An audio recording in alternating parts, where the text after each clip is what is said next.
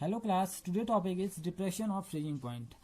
ये भी एक क्वालिटेटिव प्रॉपर्टी है। अब हम समझेंगे पहले डिप्रेशन ऑफ फ्रीजिंग पॉइंट को समझने से पहले कि फ्रीजिंग पॉइंट होता क्या है। देखिए, freezing point of a substance is the temperature at which the solid and liquid form of a substance are in equilibrium.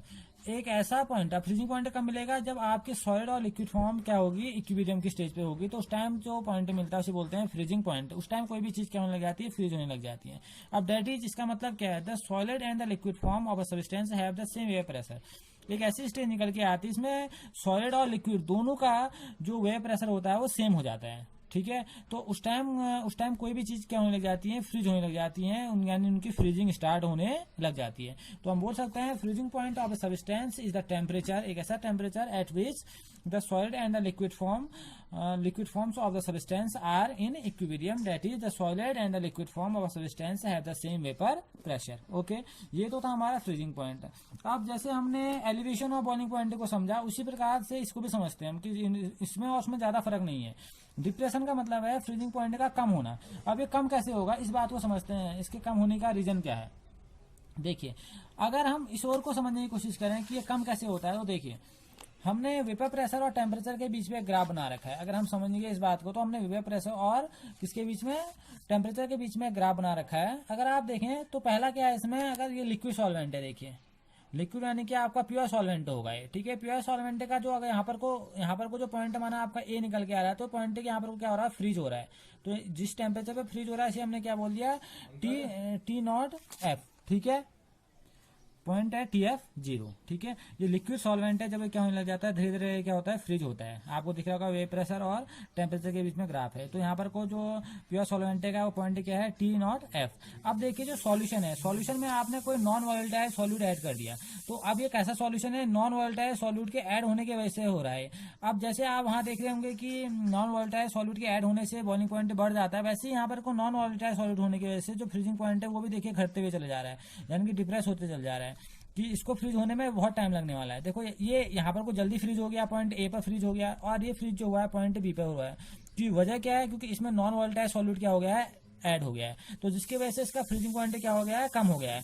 जो पहले माना सपोज के लिए यहाँ पर को हो रहा था, यहाँ पर को माना 0 पर वाटर आपका फ्रीज होता है, तो ये 0 से भी नीचे अब क्या होगा, फ्रीज होगा। क्यों होगा? क्योंकि इसमें नॉन वोलेटाइल सॉल्यूट क्या किया आपने, ऐड कर रखा है। तो इसका जो फ्रीजिंग पॉइंट है वो और क्या हो जाएगा, घट जाएगा। वो मिल जाएगा पॉइंट बी पर।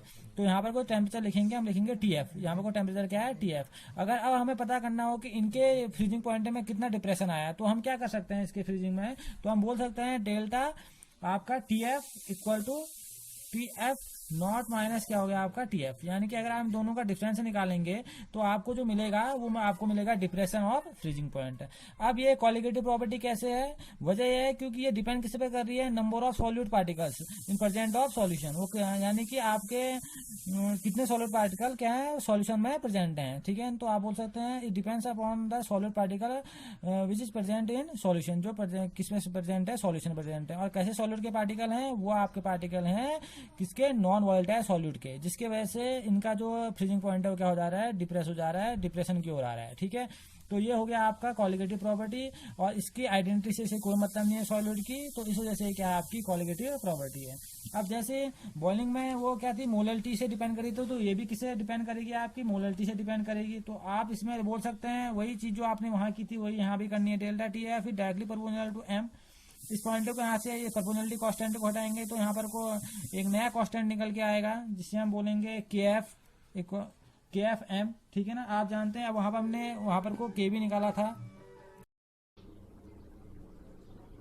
फ्रीजिंग पॉइंट डिप्रेशन कांस्टेंट या मोलर डिप्रेशन कांस्टेंट इसको बोला जाता है। जो आपका ये केएफ निकला है, ये तो आप जानते हैं मोलरिटी हो गई, और जो आपका केएफ यहाँ पर प्रोपोर्शनलिटी कांस्टेंट निकला है, इसे बोला जाता है मोलर डिप्रेशन कांस्टेंट या क्रायोस्कोपिक कांस्टेंट भी इसको बोला जाता है। ठीक है, तो आप जो आपकी केएफ की यूनिट होती है वही है यहाँ पर केल्विन किलोग्राम पर मोल होती है। ठीक है, जैसे वहाँ उसकी थी सेम उसी यहाँ भी इसकी यही होगी।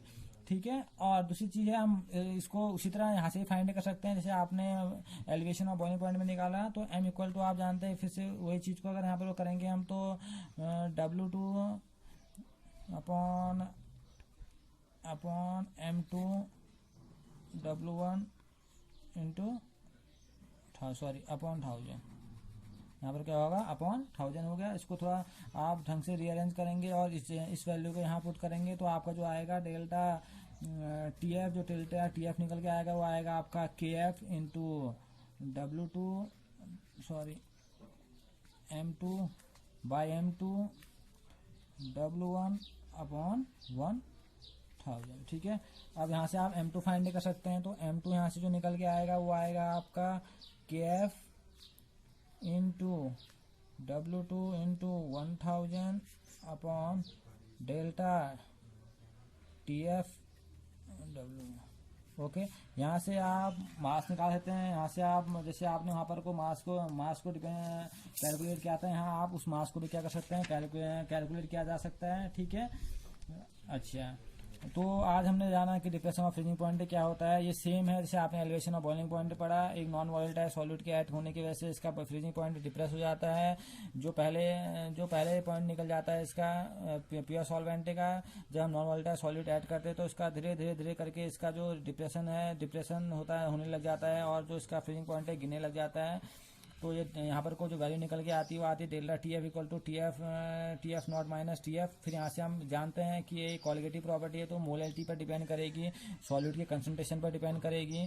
तो ये डायरेक्टली प्रोपोर्शनल होगी मोलैलिटी के। फिर अब मोलैलिटी को अगर हम यहाँ से प्रोपोर्शनलिटी कांस्टेंट हटाएंगे तो यहाँ पर को क्रायोस्कोपिक या मोलर डिप्रेशन कांस्टेंट यहाँ पर को लगाते हैं के एफ। ठीक है, ये एक एक्सप्रेशन यहाँ पर को हमारा कंप्लीट होता है। अब यहाँ से अगर हम अगर एम यहाँ के मोलैलिटी को थोड़ा सही करें, इसको मॉलिक्यूलर वेट और मास के टर्म में निकालें कैलकुलेशन के बिहाफ पर, तो यहाँ से हम मॉलिक्यूलर मास सॉल्यूट का डिफाइन कर सकते हैं M2 इक्वल टू के F into W2 into 1000 upon delta T F into W1। तो आज हमने जाना डिप्रेशन ऑफ फ्रीजिंग पॉइंट। अब नेक्स्ट लेक्चर में पढ़ेंगे osmotic pressure. Okay, thank you.